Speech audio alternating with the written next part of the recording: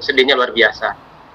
Kita tidak bisa membayangkan betapa banyak petugas-petugas yang sudah siap dan juga tentu penuh harap kemudian tidak jadi. Terlebih dari itu tentu ratusan ribu jamaah bahkan jutaan dari seluruh dunia juga dalam apa ya, kalau yang sudah diputuskan berarti tidak jadi, kalau yang belum diputuskan berarti ada dalam ketidakpastian. Ya, seandainya pun apa yang disampaikan oleh Ustadz Faiz tadi itu ada titik cerah haji itu mau dilaksanakan, tampaknya juga akan sangat dibatasi dan akan sangat ketat tampaknya begitu. Kalaupun misalnya itu dilaksanakan dengan jumlah yang juga sangat-sangat dibatasi ya, mungkin asumsinya seperti itu gitu. Tapi ya apapun kita ikut kebijakan pemerintah tentu saja, dan kita mendoakan, saya kira sebagai umat Muslim mudah-mudahan ya Arab Saudi selaku penyelenggara haji ya mendapat perlindungan dari Allah lah, dari para pemimpinnya dan juga seluruh rakyatnya, termasuk juga teman-teman kita orang Indonesia yang berada di sana. Terakhir mungkin dari saya, terutama kepada Kiai Abu sebagai leader kita semua, saya kira forum ini bagus untuk diteruskan ya, baik itu di WA Group maupun di forum meeting seperti ini. Bahkan kapan-kapan kalau Ustadz Selamat sudah ke Indonesia, kita ketemu bersama gitu, Ustadz ya. Amin. Ini ukhuwah ataupun ikatan ya yang menurut saya terjalin, terbangun dengan sangat baik, positif. Saya kalau ketemu Bu Jairoh itu kayak adik kakak itu saya itu salah satu bentuk apa namanya, kedekatan dan juga ikatan emosional yang sudah terjalin gitu. Luar biasa. Ya, oke, kira itu ya dari saya. Terima kasih Pak Ibnu, silakan.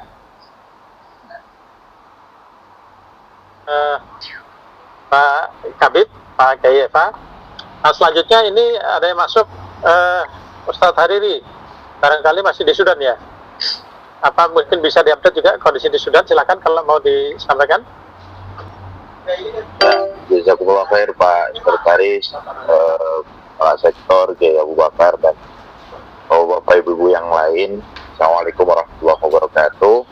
Tentu kondisi di Sudan berbeda dengan kondisi di Arab Saudi, dengan kondisi di Indonesia, di mana kondisi di Sudan ini dari segi fasilitas kesehatan dan ketersediaan anggaran sangat terbatas, sehingga pemerintah betul-betul bisa dibilang kocar kacir lah begitu ya dalam masalah penanganan COVID-19 ini sendiri gitu. Bahkan 2 atau 3 minggu yang lalu tenaga medis dan juga apoteker se-Sudan mengumumkan untuk mogok massal karena tidak tersedianya anggaran dari pemerintah untuk penanganan COVID itu sendiri.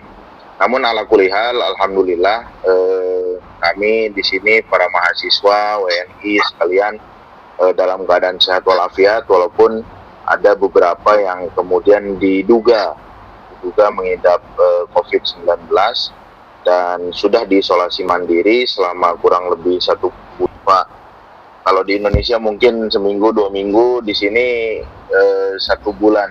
Jadi memang Sudan ini mungkin di sini juga ada Ustadz Yahya ya, beliau tahu lah Sudan itu tempat penempaan yang luar biasa gitu dibandingkan dengan negara-negara lainnya. Jadi mudah-mudahan sekali lagi apa yang kita lalui sekarang ini bisa segera berlalu, dan hikmahnya ternyata kita bisa bersilaturahmi melalui daring ini, media online ini, dan ini menjadi sebuah keberkahan yang juga tentu harus kita syukuri. Dan alhamdulillah juga kemarin sebelum COVID menyerang Sudan juga sempat nengokin lagi sektor 8 ya,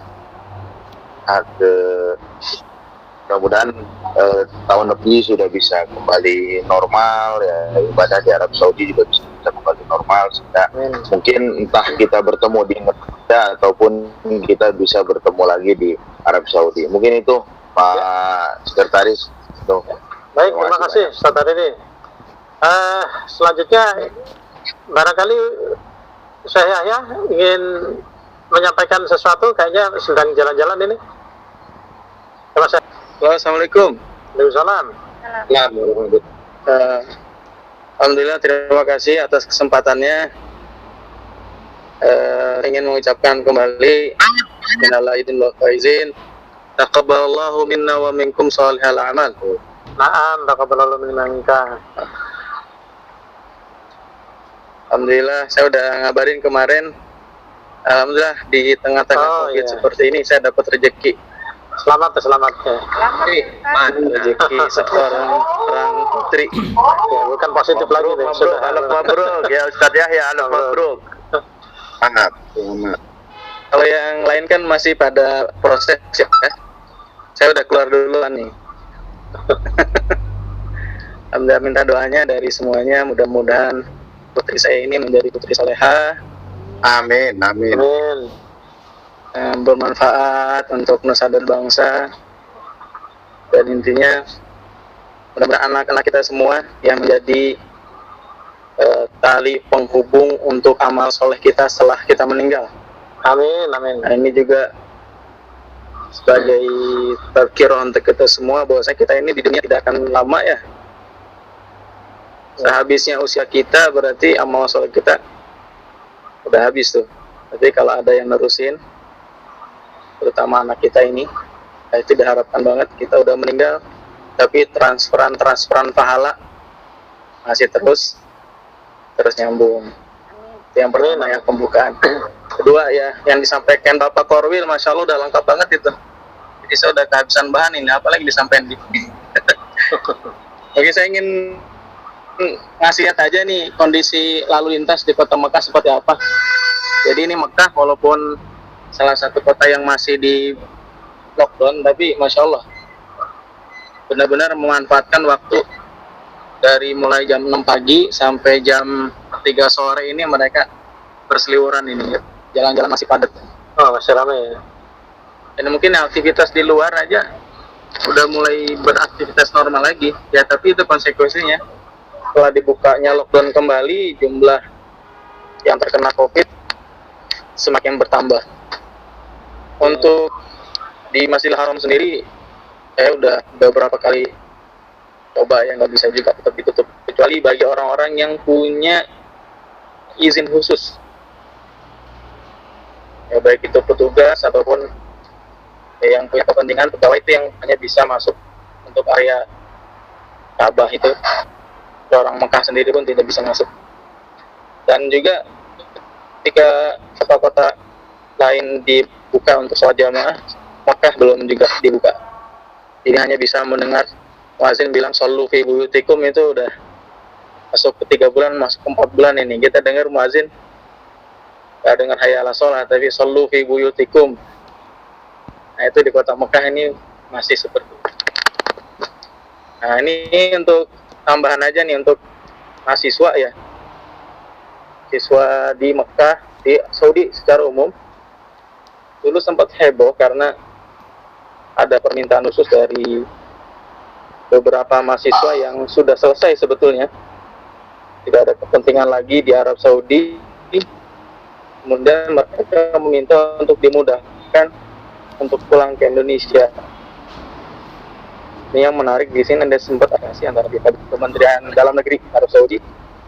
Jadi Kementerian Dalam Negeri Saudi mengirim surat kepada seluruh universitas Arab Saudi untuk segera mengijla.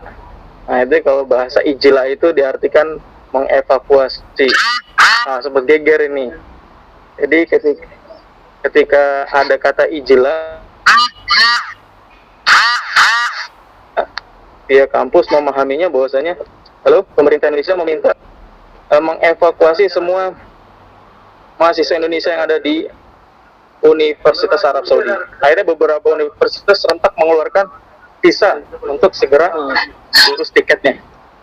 Nah ini dilema juga nih kemarin nih teman-teman yang melihat bahwasanya penanganan COVID di Arab Saudi bisa dikatakan nomor 13 kalau nggak salah ya, dibandingkan negara-negara lain ya. Untuk nanganin COVID di Saudi ini masuk peringkat ke-13. Indonesia masih jauh di bawah. Jadi untuk yang terutama keluarga ini mereka nggak mau pulang, itu kan visa udah keluar, ini gimana nih?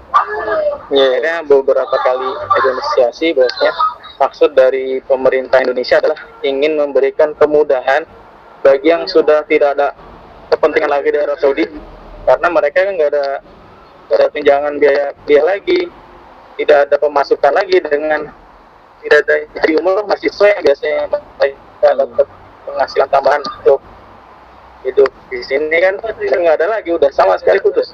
Walaupun ada juga bantuan cuman sifatnya bukan uang ya, sifatnya sembako gitu. Alhamdulillah dari KBRI juga untuk mahasiswa dapat bantuan sembako. Kemudian dari Muassasah Khairiyah, yayasan bakti sosialnya sini itu banyak juga memberikan bantuan. Alhamdulillah. Akhirnya mahasiswa yang kemarin yang dikiranya harus dievakuasi keluar semua tempat diperbarui lagi, maksudnya mereka diberikan kebebasan untuk tidak pulang juga, tidak mau. Oke, itu aja ya, panjang lebar ya. Oke, terima kasih. Mudah-mudahan infonya ada yang bisa bermanfaat untuk semua. Jazakallahu khairan. Amin. Waalaikumsalam. Syukran. Terima kasih saya.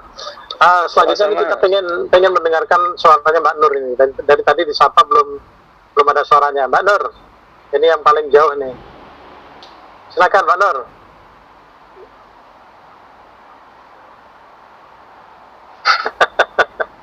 Ini Pak Faiz sudah kangen sama suaranya Mbak Nur ini. Mau silakan.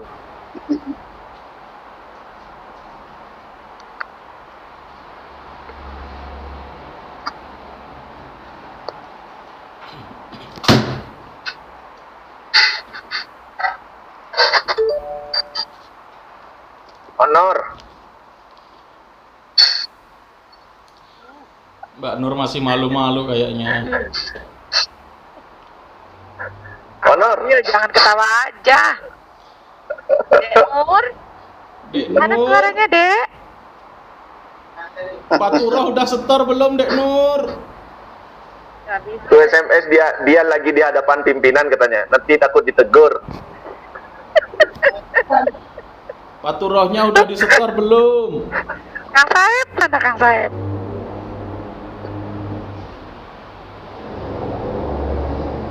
Mungkin Bu Ida, Pak.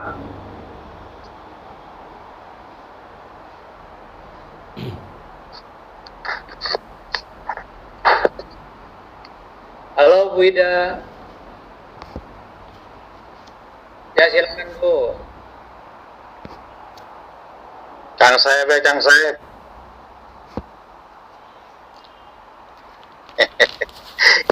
Kang Saib mengerokok terus. Bujai gimana perasaannya yang harusnya Bujai. berangkat Ya. tahun ini? Tapi Ya Bu Jai itu yang Mana yang lain gue jadi pada kaku sih ngomong di sini. Kepada Ini- serius banget. Mungkin ini Pak, ini juga ada informasi, banyak yang bertanya kan, kenapa Arab Saudi itu kok banyak banget yang ditemukan kan gitu. Sedangkan penduduknya sedikit, di Indonesia banyak kan gitu. Kemarin sempat ditanyakan juga, cuman saya sedikit menambahi penjelasan ya. Waktu kita Zoom dengan Pak Khairiji, dengan Pak Afwan juga, ini Jangan sempat cuma- ditanyakan oleh salah satu petugas haji di Indonesia. Itu saya sedikit menambahkan, pertama benar, itu semua qadar Allah, tidak ada yang tahu hal itu. Cuman ada yang mungkin perlu saya sampaikan, kenapa di sini penemuannya banyak. Di sini itu aktif Pak.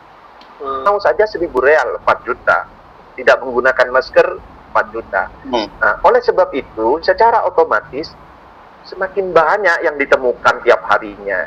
Beda dengan di Indonesia. Di Indonesia kan kalau ke rumah sakit baru ketahuan dia sakit atau tidak, entah walaupun asam lambung dibilang corona, tapi yang jelas dia yang ke rumah sakit. Mungkin kayaknya seperti itu sih tambahannya.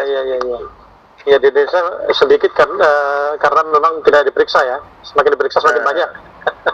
Nah, mungkin kayak gitu ya. Wallahu a'lam. Oke. Yang ada di Arab Saudi. Ini ada Mas Asrafi dari Rembang. Silakan kalau ada yang ingin disampaikan. Gus Asraf, Ada suaranya. Kang Ali mana nih Kang Ali Effendi? ini udah ganti baju nih.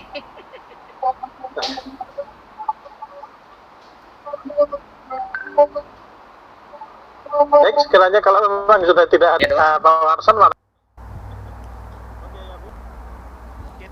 Mungkin saya giliran orang Saudi nanya, boleh nggak?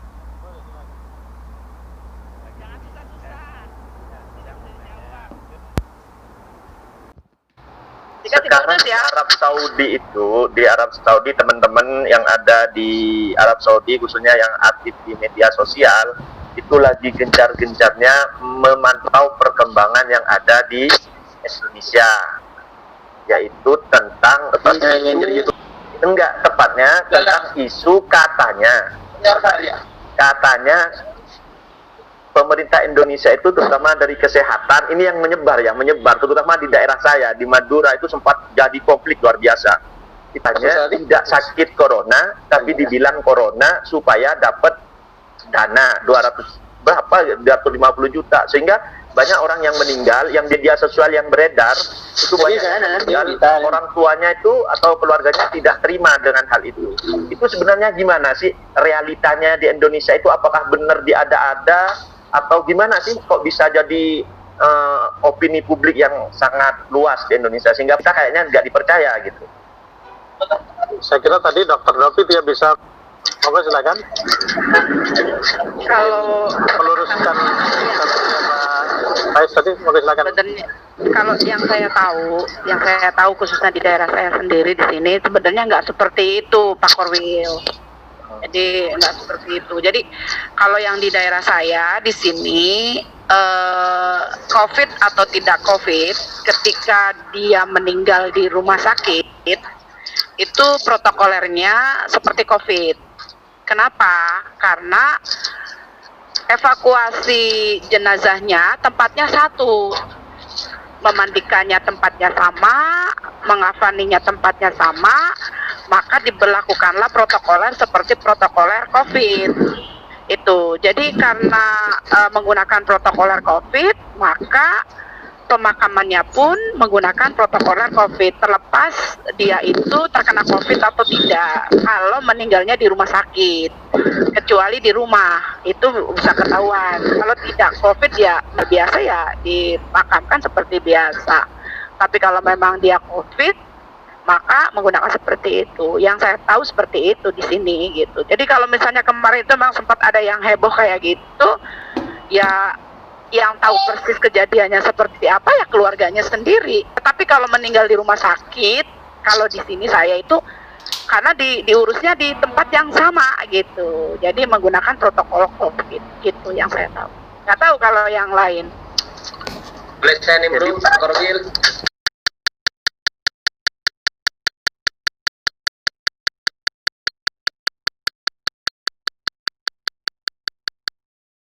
Timur kan sudah memberi, tapi pesantren itu memang problem sekali. Kalau sekolah nggak problem, bisa pembelajaran melalui daring. Kalau pesantren itu susah, Mbak, susah sekali. Nah karena itu saya berpikir ini akan ada pengaruh besar terhadap hubungan kiai santri akibat COVID ini. Pak Kiai itu harus juga punya strategi baru dalam menghadapi kondisi seperti ini. Itu waktu repot, Pak. Repot sekali ya. Soal kalau pengajaran ilmunya gampang, bisa ngaji kitab ya gampang. Tapi pengajaran tasawuf, torekat itu yang agak terganggu. Mungkin nanti juga ketemu lah insya Allah. Cuma ya karena baru ikhtiar. Nah sekalian terkait informasi Pak Slamet, di masa COVID ini informasi kan macam-macam. Banyaknya itu digoreng kata Pak Eva itu dengan bumbu-bumbu politik. Gitu. Karena itu saya susah mempercayai tentang berita-berita itu tadi. Karena itu nanti Pak Kiai Patala menafsirkan kembali idaja akum fasikun binabain gitu. Fasik itu seperti apa? Itu harus ada penafsiran orang terhadap makna fasik. Nah, jadi tidak semua orang bisa dipercaya atau semua orang dipercaya tetapi dengan kondisi-kondisi tertentu misalnya. Jadi nanti itu urusan Pak Kiai Patah lah, menafsir orang makna fasik. Terus fatabayyanu, bayun itu gimana? Konfirmasi itu seperti apa? Apa konfirmasi kepada orangnya? Kan tidak cukup konfirmasi kepada orang, nggak bisa. Mungkin konfirmasi kepada pengetahuan, konfirmasi kepada akal, dan seterusnya lah. Itu giliran Pak Kiai Patah sama Pak Eva menafsir orang makna fatabayyanu dan makna fasikun. Kita butuh yang itu untuk komunikasi seperti ini. Terlebih dalam masa pandemik seperti ini, ngaco semua. Semua merasa paling benar, dan gorengan politik itu luar biasa. Sehingga sekarang banyak, jadi intinya ingin menjatuhkan pemerintah yang sah. Gitu, atau ingin mengacaukan. Karena kalau ada kegaduhan politik, maka tingkat kepercayaan kepada pemerintah mengendur, Pak, berkurang. Kalau syukur-syukur bisa digulingkan kan gitu. Padahal konstitusi kita tidak mungkin mengganti pemerintah yang sah. Bagaimanapun susah, Pak. Nah, karena itu cukup menggoyangkan aja. Nah, inilah saya kira dalam masa pandemik ini kita diuji oleh Allah Subhanahu wa taala bagaimana kita bisa menyaring informasi seperti itu. Saya kira itu Pak Slamet dan teman-teman lain. Makasih. Terima kasih Pak Kiai Abu. Nah, selanjutnya untuk closing statement, saya kira karena kita sudah 1 jam lewat ya. Pak Sekretaris, Baik Pak Eva. boleh dong ini in memoriam sedikit. Saya kenang betul ya. Kangenlah dengan mendorong jamaah, tidak mengenal jam 12, jam 1, jam 2.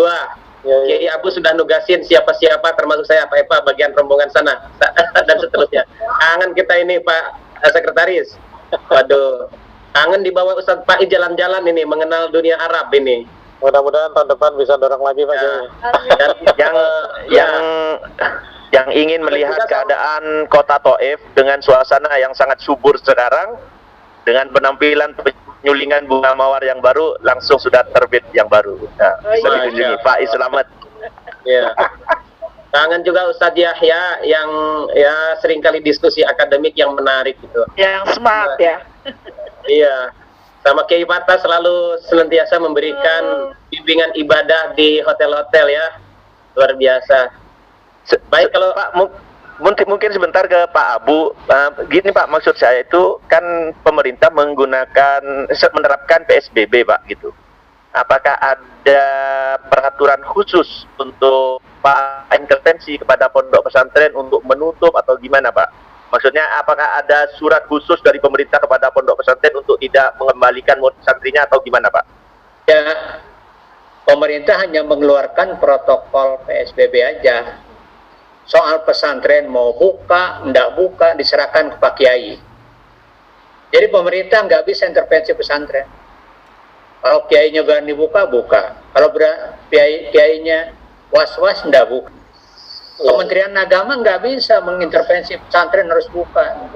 Harus daring, nggak bisa. Pesantren ya. Tapi kalau madrasah dan sekolahnya, memang diintervensi. Tapi pesantrennya yang enggak. Nah inilah cuma kesulitan. Kalau tidak buka gimana? Kalau buka gimana? Karena kan sudah 3 bulan Pak Kiai nganggur katanya. Nggak bisa jual. Nggak ada apa-apa kan itu. Nah jadi memang tantangan sekali saya kira. Pemerintah Pak Faiz nggak bisa intervensi. Pemerintah daerah, provinsi, gubernur nggak bisa intervensi. Aturan harus buka. Sampai sekarang Kementerian Agama panduannya nggak ada tuh, tanya Pak Ibu, belum keluar tentang gimana pesantren masa COVID. Saya kira itulah doanya aja untuk para santri dan para kiai untuk keselamatan, karena yang benteng Islam di Indonesia itu adalah pesantren. On doanya aja semua. Nyambung Pak Abu. Pak, silakan. Iya, ini persoalan di pesantren seperti yang dikatakan oleh Pak Abu itu tadi, bahwa di Jogja juga begitu.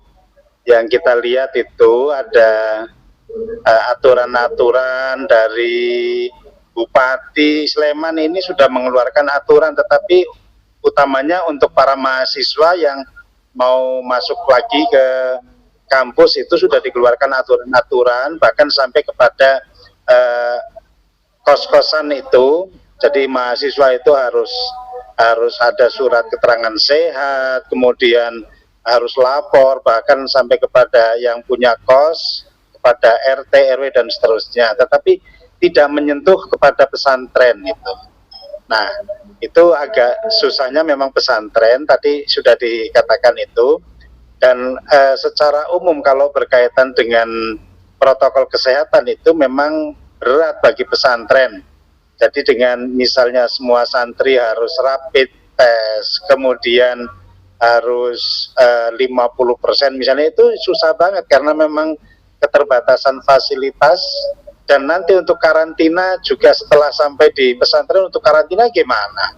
Yang ya itu persoalan-persoalan yang sampai sekarang itu di Jogja itu juga masih terus intensif pembicaraan antar pesantren, tetapi juga dari pemerintah ini sekedar dari Kementerian Agama memang harus ikut aktif di dalam pembicaraan ini. Terus kebetulan dari perwakilan dari wakil rakyat itu, anggota DPR itu juga hanya beberapa orang saja yang bisa ikut aktif membicarakan itu. Untuk rapid test itu nanti per santri atau per orang itu 400 atau 500 ribu, itu kan berat sekali untuk santri. Pesantren itu tidak mampu untuk melakukan itu. Nah, walaupun masyarakat di Jogja ini pada umumnya itu padahal masyarakat Jogja itu tidak begitu takut dengan keadaan, karena aktivitas yang dilakukan masyarakat itu sepertinya normal-normal saja, termasuk juga yang masuk kategori zona merah sekalipun. Jadi di Sleman ini kan zona merah, termasuk di kecamatan yang kami tempati itu juga zona merah, tetapi aktivitas yang dilakukan oleh masyarakat itu masih tetap jalan, termasuk tarweh, Jumatan itu masih banyak sekali yang tetap jalan seperti biasa, hanya saja di masjid itu memang dibuat jarak. Tapi sekali lagi memang tentang pesantren ini kami masih butuh sekali masukan-masukan dan informasi dari sana sini. Di Jogja ini dari pemerintah itu memang kelihatan belum ada gambaran bantuan dana untuk COVID ini. Nah, maka dari itu ini ada Asrofi yang dari Rembang ini, barangkali ada informasi tentang pesantren ini gimana ini nanti yang di daerah lain itu. Kalau khusus di tempat saya ini masih tersisa sekitar 20-an anak, dan Ramadan sampai sekarang itu tetap biasa, ngaji biasa, dan ya biasa saja, tapi hanya sekitar 20-an anak saja itu yang tidak sempat pulang. Tapi yang sudah kadung pulang nanti kembalinya ke pondok inilah yang kami masih timbang-timbang seperti apa nanti. Ya gitu Pak. Sedikit saya tambahkan ya Fatah. Jadi saat ini Dirjen Pendis dan Menteri Agama sedang menyusun juknis tentang pembelajaran pesantren untuk operasional ya, penyelenggaraan pesantren di masa COVID ini. Jadi kan memang mau turun bantuan dari pemerintah, namun sebelum ada juknis penyelenggaraan operasional pesantren itu belum akan diturunkan, sehingga ini juga masih digodok terus karena ya memang faktornya cukup kompleks memang kalau untuk pesantren. Jadi memang sampai sekarang belum keluar panduannya. Iya. Oke, saya kira itu ini Bu Rini Kris baru saja gabung. Dari tadi agak susah bergabung kayaknya. Ini beliau sudah bisa bergabung. Baik, Bapak Ibu sekalian, sebenarnya waktu kita ingin lebih lama lagi kita untuk bisa ngobrol dan silaturahim. Kang Ibnu, bentar. Kalau pas COVID nanti bisa dong diagendakan kita temu darat. Ya, insya Allah. Kangen banget. Juga enggak, nanti kalau sudah ada informasi baru bisa lagi kan. Misalnya ada kebijakan baru, karena insya Allah dalam minggu ini saya dapat informasi selentingan itu akan ada kebijakan baru dari pemerintah Saudi. Iya, ya. Jadi diagendakan lagi, Kang Ibnu, tidak hanya sekali ini kita ketemuan. Tapi Bu Ida harus suara, Bu Ida harus suara sama Teh. Ini kok jadi kayak pada takut ngomong. Ini Bu Rini sudah tampil, monggo silakan Bu Rini. Assalamualaikum Bunda Rini. Bu Rini, Teh Ida senyum-senyumnya doang. Waalaikumsalam warahmatullahi wabarakatuh. Apa kabar? Bu Hajar ini udah pensiun ini teman-teman ya. Oh iya. Sudah pensiun Ibu. Alhamdulillah. Ini Jadi yang sudah pensiun Sehat Bu Rini. Bu Rini dan Pak Kiai Abu yang sudah purna ya. Alhamdulillah. Belum. Pak Kiai Alhamdulillah. Juni ini beliau. Oh, Pakai sektor kapan? selamat Bu Rini. udah. Oh, udah. Ya. Pak Sektor, kan ini yang gagal berangkat Pak tahun depan, kata Pak Khoiriji sudah dipastikan berangkat selama masih hidup ya, atau memundurkan diri. Untuk TPHD Pak, apakah sama, tidak dirubah, tetap ditugaskan langsung Pak? Amin, amin. Amin. Itu lain lagi lah. Lain lagi tuh. Kang Faiz, itu mah khusus kan kalau Pak Kiai mah. Jangan ditanya. Oh ya, kita doakan mudah-mudahan Kiai Abu jadi. Oh iya, bener ya? Amin, amin, amin. Amin. Saya dapat informasi juga nih. Amin. Mudah-mudahan amin. Tapi kita benar Kang Ibnu sebentar. Kita Ya. perlu konfirmasi langsung nih, bukan hanya berita-berita buruk dari Pak Kiai. Oh enggak, silakan Oh, Pak Kiai Abu. bukan, Sukabumi. Benar Iya. ya Pak Kiai? Jadi saya itu ditawari untuk jadi dosen di UIN. Ah. Biar enak merdeka lah. Pas pulang ke Oh rumah, beda Pak, kok beda? saya pulang ke rumah ada yang nawari yang gitu-gitu lah gitu. Itu di Akhirnya mana Pak Kiai? saya pikir memang untuk pengembangan agama tanpa menyentuh itu nggak bisa. Agama itu harus juga melalui jalur itu. Iya. Ya, Kementerian Agama agak susah melaksanakan program-program dan kegiatannya kalau tidak disentuh dengan politik. Karena itu saya harus bekerja dalam wilayah yang lain, tapi tetap aja sasarannya ke situ. Kalau Tahun 20 ini, Pak capeknya Kiai. capek, Pak. 2020 ini ya Pak Ya, Kiai? 2020 ini Serentak Desember Ya nanti. Allah. eh, Desember. Desember. sana. Alhamdulillah. Saya udah masuk ke wakil aja. Wakil. Nah, kan belajar dulu. Langsung aja. Nanti gimana. Yang jelas kewajiban saya berikhtiar. Kalau Allah mengizinkan, maka dibuka semua. Amin. Kalau Allah tidak mengizinkan, ya Allah itu maha kuasa kan. Ngapain saya marah-marah sama Allah kan? Gitu. Berarti izin dulu. Kalau sudah izin baru dapat ridho. Itu. Kalau tidak diizinkan berarti ridhonya di tidak izinnya itu. Gitu. Pokoknya yang penting doanya aja lah. Yang doanya biar yang pertama biar nggak ada niat saya yang jelek gitu. Kata orang tua di Jawa Barat itu sing alus niat dan gitu. Ya saya juga ingin doakan aja lah semua. Mudah-mudahan yang terbaik buat semuanya kan. Amin, amin. Amin. Kabul. Baik, Masya Allah. terima kasih. Masya Allah, hari ini kita sudah bisa silaturahim dan untuk lebih barokahnya, saya kira Kiai Abu, Kiai Fatah bisa menutup dengan doa. Insya Allah nanti akan kita sambung di silaturahim yang lain. Mudah-mudahan bisa kopi darat. Amin. Ya. Amin. Kepada Kiai Fatah dipersilakan. Ini khususnya untuk mendoakan Kiai Abu yang mudah-mudahan akan maju. Bismillahirrahmanirrahim. Alhamdulillahirabbil alamin wassalatu wassalamu ala sayyidina Muhammadin wa ala alihi washabbihi ajmain. Allahumma malikal mulki tu'til mulka man tasha. Amin. Wa tu'izzu man tasha wa tudhillu biyadikal khairu innaka ala kulli syai'in qadir. Allahumma alif baina qulubina wa aslih dhata bainina wahdina subul salam wa najjina min al-ghurur wa jannibna al-fawahisha ma dhahara minha wa ma batan. Allahumma barik lana fi asma'ina wa absarina wa qulubina wa azwajina wa dhurriyyatina innaka antal rahim. Rabbana hab lana min azwajina wa dhurriyyatina qurrata a'yun waj'alna lil muttaqina imama. Rabbana atina fid dunya hasanah wa fil akhirati hasanah wa qina adzabannar. Wassallallahu ala sayyidina Muhammad wa ala alihi wa sahbihi wasallam. Alhamdulillah. Amin. Fatihah.